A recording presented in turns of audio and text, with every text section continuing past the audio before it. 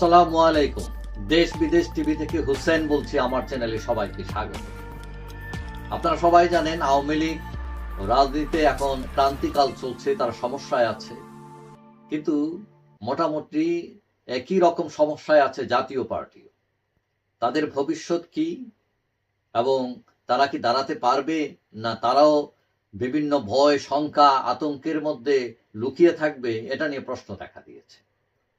তো এখন গতকাল 1 জানুয়ারি তাদের জাতীয় পার্টির কেন্দ্রীয় কার্যালয়ের এক আলোচনা সভায় জিএম কাদের সাহেব বর্তমান সরকারের সমালোচনা করেছেন। তিনি বলেছেন যে এই আমরা আশা করেছিলাম যে সরকার সবাইকে নিয়ে দেশ পরিচালনা করবেন, কিন্তু এখন দেখছি এই সরকার বিভাজন তৈরি করছে।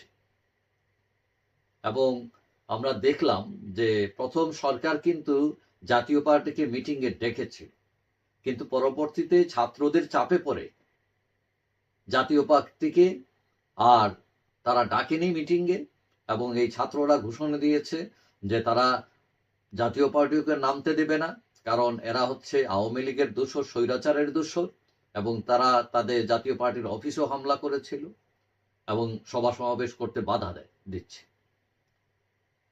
এখন কাদের বলছেন গতকাল যে আমাদের দেশে কেউ ক্ষমতা ছাড়তে চায় না, তার কারণ হলো ক্ষমতা ছাড়ার পর ভালোভাবে বাঁচতে পারে না কেউই।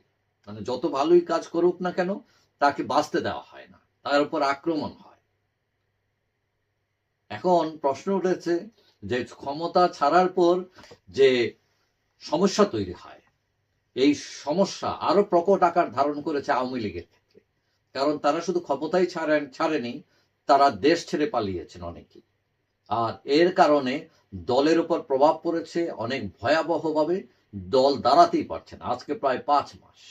এবং অনেকেই মনে করেন আওয়ামী লীগের এই সিদ্ধান্তটা ভুল ছিল। যতই সমস্যা থাকুক না কেন, অতীতে অনেক সরকার দেশ ছেড়ে ক্ষমতা ছেড়েছে, কিন্তু তারা দেশে ছিল। আওয়ামী লীগের দেশে ছাড়া উচিত ছিল, যতই হুমকি থাকুক না কেন, তাহলে দল এতটা ক্ষতিগ্রস্ত হতো না। এখন জাতীয় পার্টির নেতা জিএম কাদের বলছেন যে আমরা নতুন ফ্যাসিবাদ দেখতে পাচ্ছি। কিন্তু এটা কারা, তিনি কাদের উদ্দেশ্যে বলছেন? তিনি হয়তো ছাত্রদের উদ্দেশ্যে এইসব কথা বলেছেন, কারণ এই ছাত্ররাই এখন দেশ পরিচালনা করছে, সরকারের অংশ, মাঠেও তারা আছে, এবং তাদেরকে বলছেন নব্য ফ্যাসিবাদ তারা। কাদের বলছেন যে ইউনূস সাহেবকে আমরা মানলাম, মেনেছি, কিন্তু তিনি আমাদের মানলেন না, বরং তিনি বৈষম্য তৈরি করছেন। এবং 48টি নিবন্ধিত দলের মধ্যে 18টিতে তিনি ডাকলেন, 18টিকে, এবং বাকি 30টিকে বাদ দিলেন। তো এখন বাকি 30টিকে বাদ দেওয়া মানে 50% উপরের যে যারা প্রতিনিধিত্ব করে মানুষের যে সব দল, তাদেরকে বাদ দিয়ে ঐক্য হয় কিভাবে, তিনি প্রশ্ন রেখেছেন। এবং তিনি অভিযোগ করেন যে সভা সমাবেশ করতে দেওয়া হচ্ছে না, এবং হত্যার বিচারের নামে প্রহসন হচ্ছে, মিথ্যা মামলা দেওয়া হচ্ছে। এবং আমরা সরকারের আইন উপদেষ্টাকে স্বীকার করতে দেখেছি যে মিথ্যা মামলা হচ্ছে, এটা তিনি নিজেও স্বীকার করেছেন।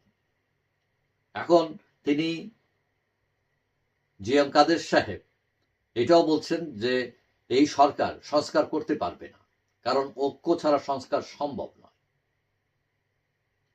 তো এখন বোঝা যাচ্ছে যে জাতীয় পার্টিও এই সরকারের উপর খুব অসন্তুষ্ট, এবং তারা বিভিন্ন সমালোচনা করছে, মাঠে নামতে পারছে না, কথা বলতে পারছে না, তাদেরকে মিটিং ফিটিং কিছুতে ডাকা হচ্ছে না, এবং তাদেরকে হুমকি দামকি দেওয়া হচ্ছে, মামলা দেওয়া হচ্ছে।